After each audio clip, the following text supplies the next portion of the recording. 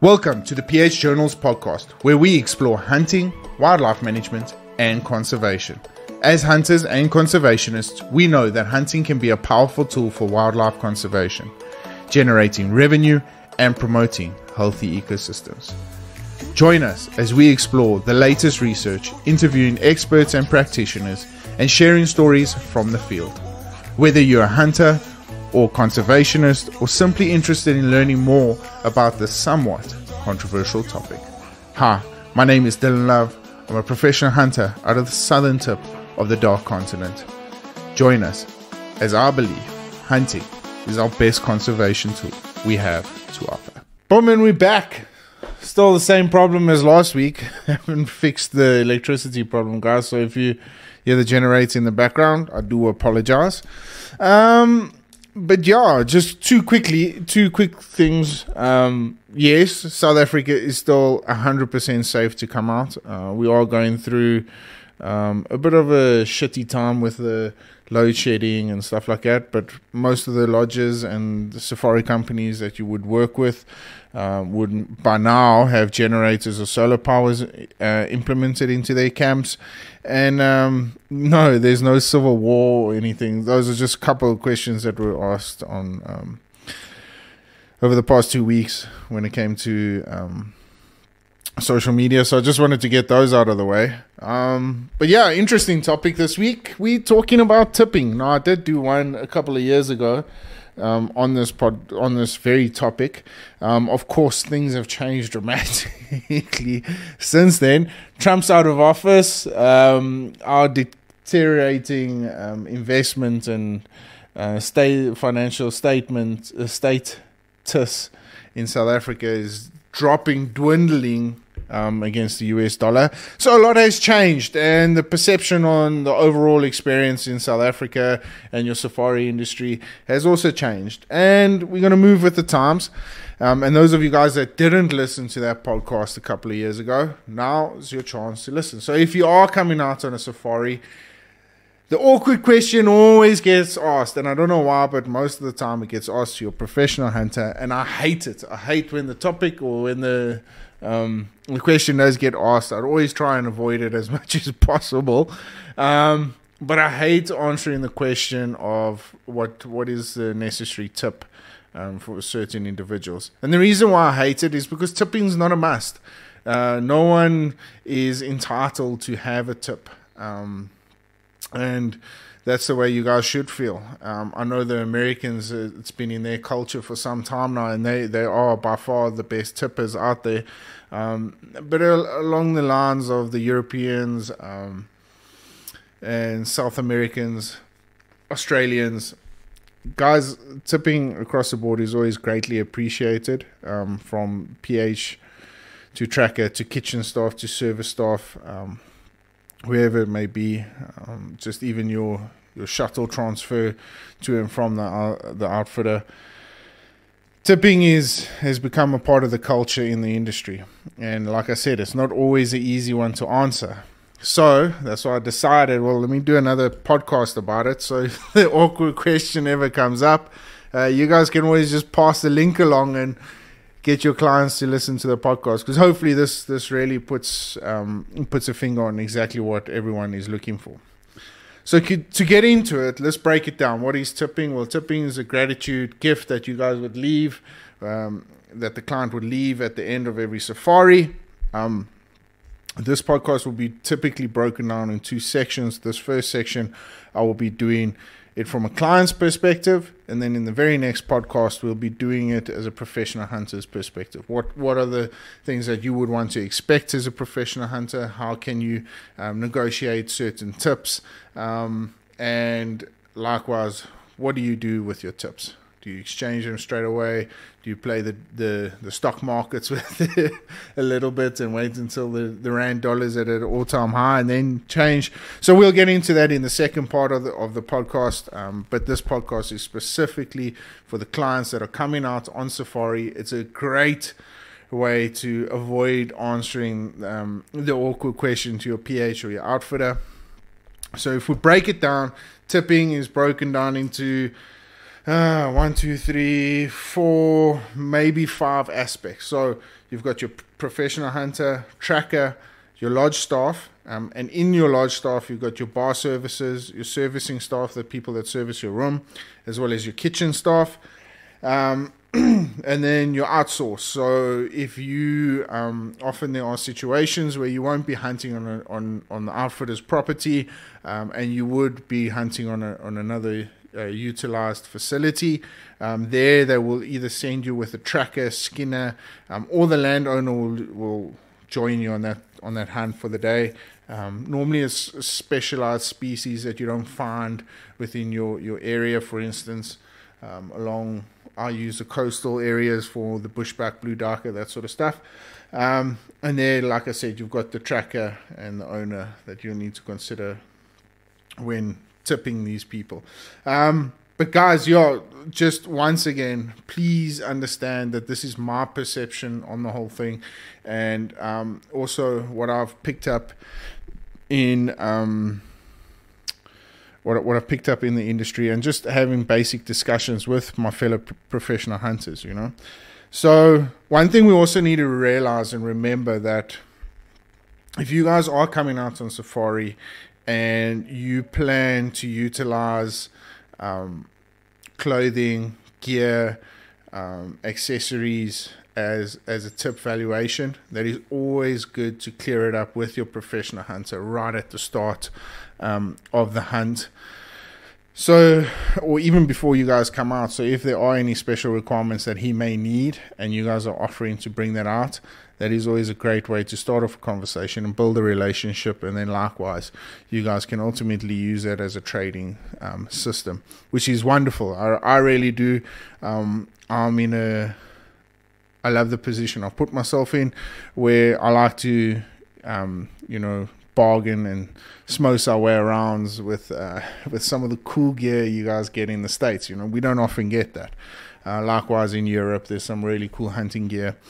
So yeah, that's a discussion for another day. There's not a lot of PHs that link to that. So I'm purely going to stick for the majority of the people in the industry. And let's start off with the one and only professional hunters. That's myself. Guys, I've broken it down into 3 different sections. So you'll see, there was a very good friend of mine, and I've learned so much from him. Incredible PH, he really is. Richard Bridger. He always said to me, when working with clients, we always like to use sliding scales. And it makes so much sense now, because with a sliding scale, you can at least justify your experience. And if you've had a good experience, you're obviously going to give maximum. If you had a really poor experience, well, you're either going to give them nothing. And a moderate to excellent experience, you're always going to use the sliding scale between minimum and halfway. So that was such a cool thing. And when people ask me these questions, is that I always refer back to that. And that's why I'm so privileged to have hunted with such individuals like Rich, where I've learned so much from, and it just makes perfect sense, and that's something that experience has come into play, which I'm so forever grateful.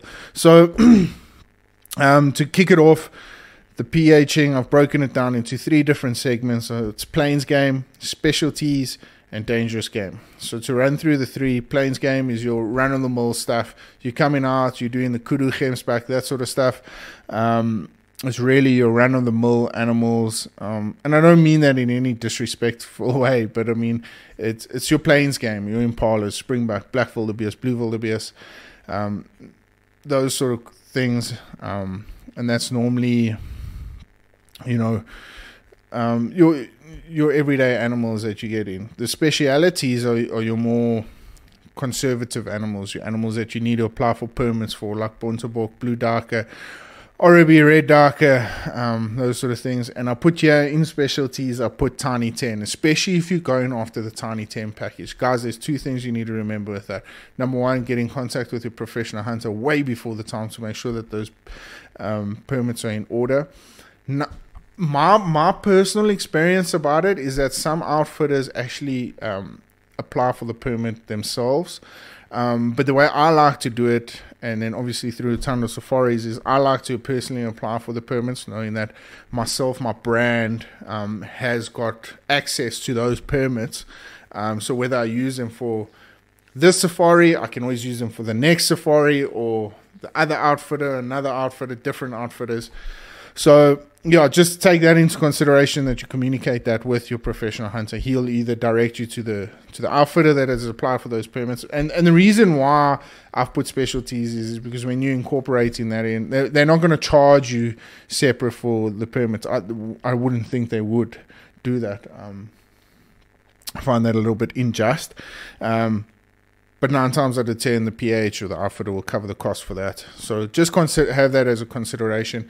And as well, on the specialties, you'll be driving to other properties. You'll be utilizing other services, like, for instance, on the Blue Darker, if you decide to do it with dogs, bush pigs with dogs, that sort of stuff. So you've got to incorporate all that sort of stuff, the planning that goes on behind that.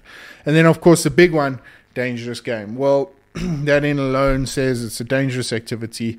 It's a dangerous thing. It's life and death. Ultimately, when you're working with the big five or any dangerous game animals, you always have that life and death situation. Especially in the past couple of years, geez, have we been having some encounters in South Africa with buffalo and leopard, and just across the board. I mean, it's crazy. It really is. I just wish guys were a little bit more cautious when they're out in the field, but it seems like that high adrenaline stuff is getting the best of us. So yeah, so let's break it down on the sliding scales. Plains game, pretty simple, $100 to $150 per day.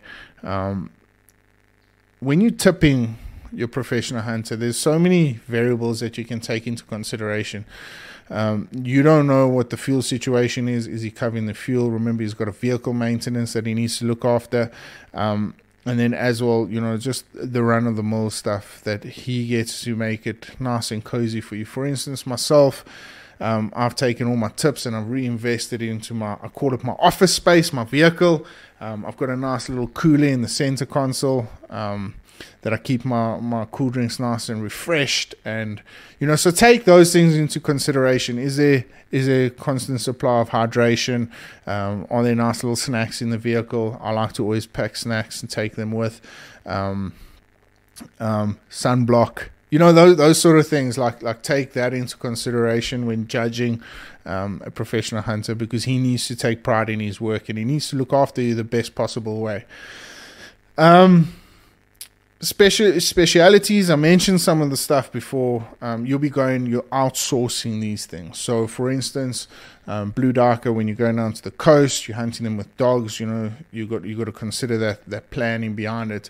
If you're hunting Orobi, it's the permits behind it. Likewise with the crocodile, the Bontebok, there's always permits, and there's that back and forth discussion. There's all that organizing. So if all of that gets planned and strategically done, and all else works into place, well, then you can work on a sliding scale between $150 to $180 a day. And when I say that, if you're only coming out with a Blue Darker, then consider the $150 to $180 a day for the day that you spent hunting that Blue Darker.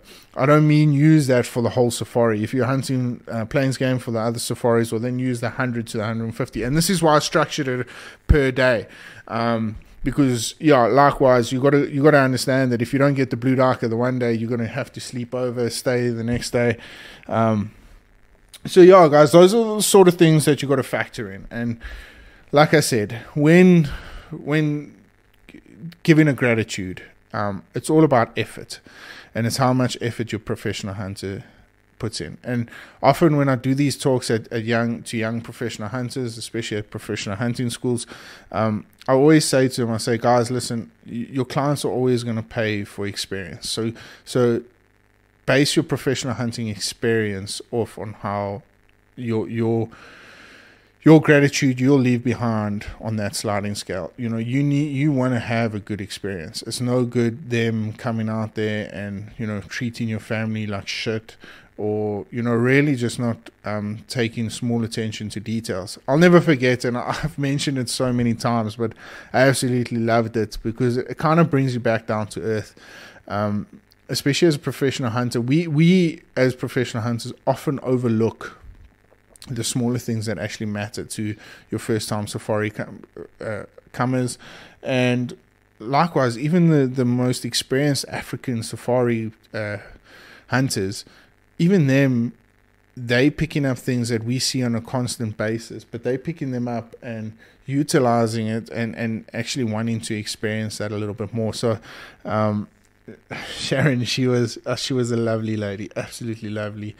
They came out and she stopped me and she said, your whole vibe and everything is exactly what they wanted in Africa, the experience. But would I mind if she stopped me for the smaller things that matter?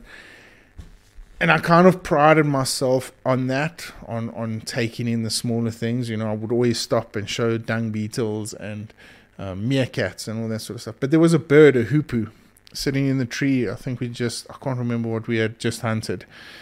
And she stopped me instantly. She said, that's what I'm talking about. Would you mind stopping so I can take a photo of that bird, because I think it's so beautiful. And it is. It's an absolutely unique, magnificent bird.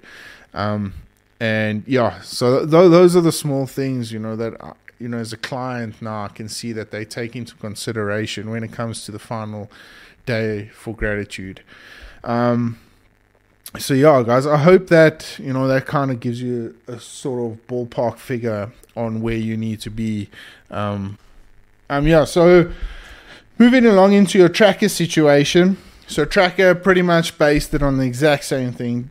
Plains game, specialties, dangerous game. So likewise, guys, often the specialties, well, we'll get to that. So plains game from $20 to $30 per day.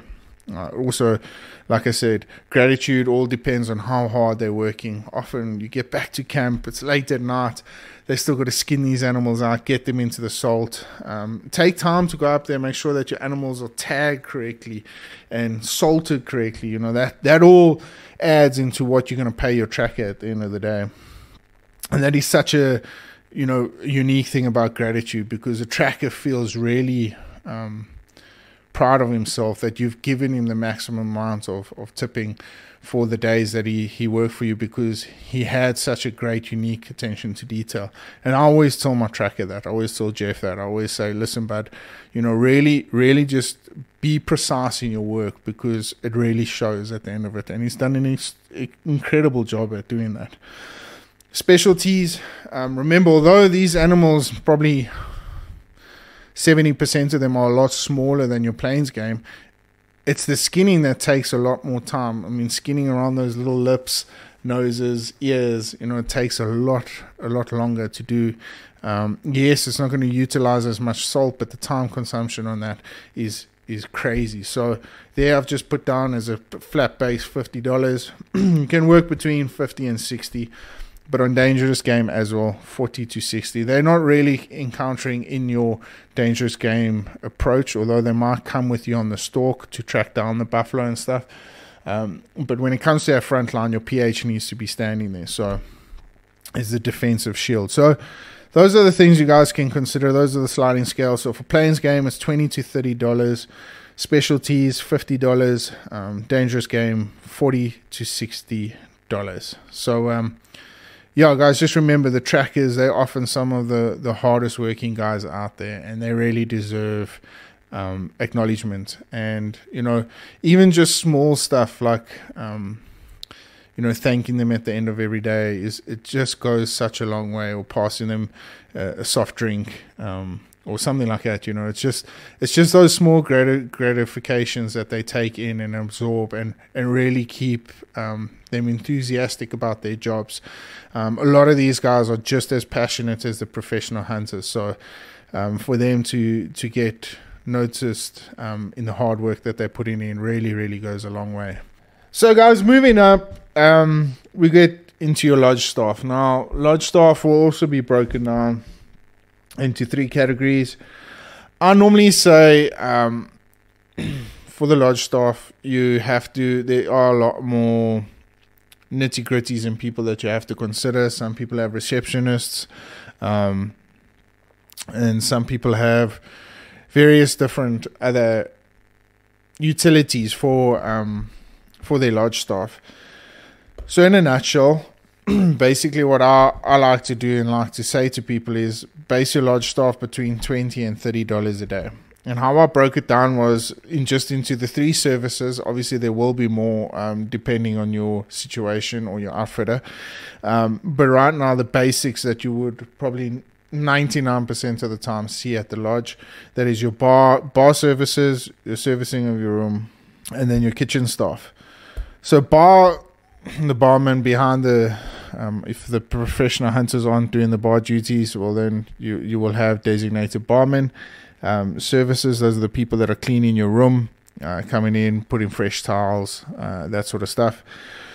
Kitchen, of course, it's the food, some of its most important time of the safari.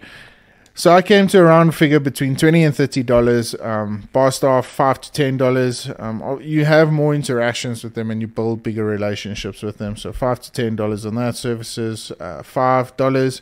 Kitchen staff, $5. And then I've put your miscellaneous people that I haven't really mentioned. You can put another $5, $5 to $10 on that. So yeah, guys, that's basically it in a nutshell. As far as the basic essentials, the 3 main parts that you would be tipping. And then, like I mentioned right at the start of the podcast, is the outsourcing. So what I mean by this is obviously, like I mentioned, and I'm sure people that have come over time and time again are familiar with the fact that a lot of species you don't always hunt on the property of the outfitter or where the outfitter is based. You sometimes hunt out, and those are often specialized species or species, like I said, that the outfitter doesn't have. So, for instance, in this hunt coming up in August, we'll be spending quite a bit of time on another property where they have all the color variant impalas. And then we've got to take into consideration the tipping procedure there. So, like I said, the lodge staff, however many days we'll spend down there, we'll tip the lodge accordingly. However, I would like to just leave this with you guys. If you guys are going to be outsourcing a lot of if you guys are going to be hunting out, just take into consideration, take your tips with you. Understand that you'll have to tip the tracker that side. He'll be tagging along. He'll help you out. You're going to be using his expertise of the property. So just take that into consideration. Or if the owner joins you. So I've put in the 2 different ones for the trackers between $20, and for the owner or any one of his PHs, normally about $80 to $100 is thought to be a pretty decent tip. Like I said, guys, you'll be utilizing their expertise on the property unless your professional hunter has hunted them multiple times before. And it also is just nice to leave a courtesy gift to say thank you for affording us the opportunity to come onto your property and hunt your animals. Yeah, as a nice little token of gratitude. Of course, they do get paid for that. However, it is always just nice to have some sort of appreciation towards that. So yeah, guys, that's keep those things in mind. It's always a must-have, and it's always a must-need to know when you're out in your next safari adventure. There are so many other different aspects, whether you have a tour guide or somebody that's going to collect you at the airport. I haven't even touched on the guys that would be assisting you in whether it be Mr. X or African Sky, on importation of your rifles. You'll be tipping those guys. If there is any sort of advice, the guys at the airport, some people have had really good experiences from that. Some people haven't. I don't know what the tipping procedure is there. If I had to give you guys any sort of advice, don't really box with that. Don't really touch. There are some really cool companies, and hit me up if you guys would like to find out more about them, like African Sky. I deal a lot with them. They're fantastic in assisting you to get through customs with rifles as quickly as possible, and make sure that you get onto your connecting flight, or take you back and accommodate you at their facility until your connection is out. So yeah, guys, that's basically the tipping podcast in a nutshell, and I hope I've managed to square off a couple of concerns, or I've answered that awkward question that gets asked.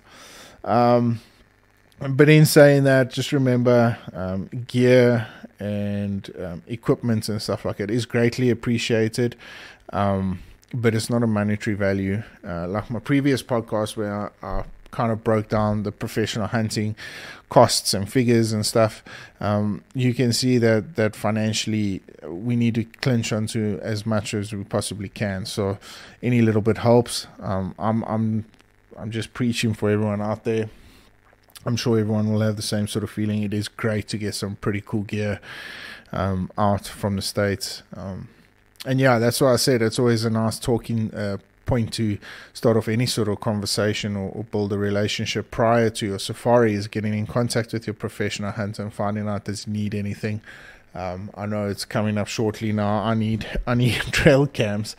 So I'm looking to do a deal with somebody like that. So yeah, those, like I said, tipping is not a must. You don't have to, but if you feel that you've been well looked after and you would like to show some sort of appreciation, well, yeah, here's some sliding scales that I hope you guys would utilize, and make sure that you can use them to the best of your ability.